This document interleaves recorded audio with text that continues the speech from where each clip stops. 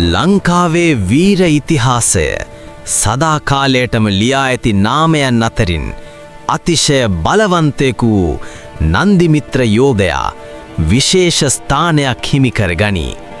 ඔහු දුටුගැමුණු රජුගේ දසමහා යෝධයින් අතර ප්‍රමුඛතම වීරයාය.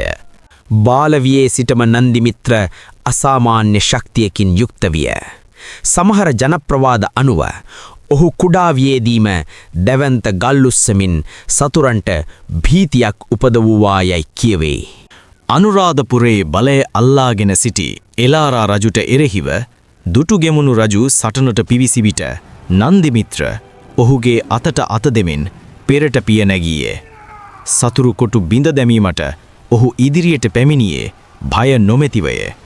ජනප්‍රවාද කියන්නේ නන්දිමිත්‍ර සතුරු බලකායන් එකින් එක පරාජය කරමින් ගල් බිත්ති බින දැමූ බවයි.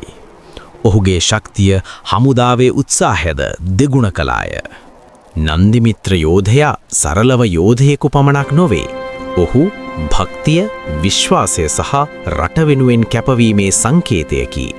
අදටත් ශ්‍රී ලාංකීය ජනමනස තුළ ඔහුගේ නාමය වීරත්වයේ සදාචිර සලකුණක් ලෙස ජීවමාන වේ.